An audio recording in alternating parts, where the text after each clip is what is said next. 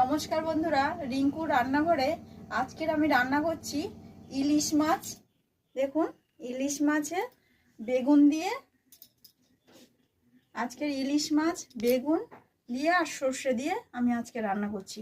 আপনারা শুরু থেকে শেষ পর্যন্ত ভিডিওটি দেখবেন। চলুন। প্রথমে বন্ধুরা আমি তেল দিয়েছি, তেলটা গরম হয়ে এসছে, তো একটু হলুদ গুঁড়ো আর একটু লবণ দিয়ে দিচ্ছি, কারণ বেগুনটা আমি ভাজবো। অল্প পরিমাণে দেবেন, বেগুন ভাজতে তো আর বেশি নুন আর হলুদ লাগে না। দেখুন বন্ধুরা, আমার বেগুনটা ভাজা হয়ে গিয়েছে, তো আমি তুলে নিচ্ছি। এরকম লাল লাল করে আপনারাও ভাজবেন। এবার আমি দিয়ে দিচ্ছি পেঁয়াজ,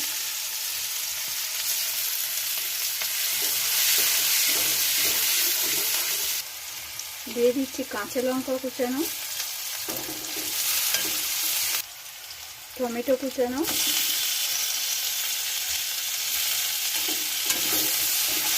দিচ্ছি। এবার আদা রসুনের পেস্টটা দিয়ে দিলাম।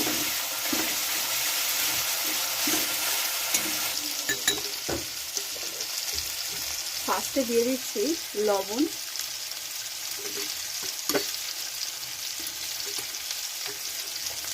তারপরে দিয়ে দিচ্ছি হাফ চামচ হলুদ গুঁড়ো, হাফ চামচ লঙ্কার গুঁড়ো। আপনাদের স্বাদ মতনই লঙ্কা দেবেন।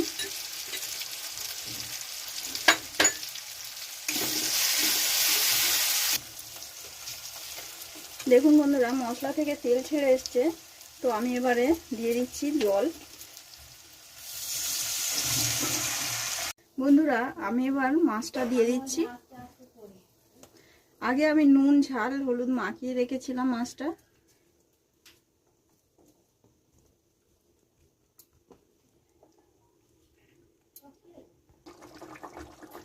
বন্ধুরা, এবার আমি সর্ষে বাটাটা দিয়ে দিচ্ছি।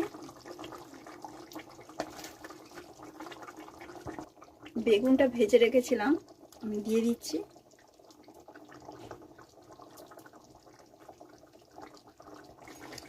বন্ধুরা, লাস্টে আমি নামানোর আগে একটু সর্ষের তেল ব্যবহার করছি, উপর থেকে ছড়িয়ে দিচ্ছি।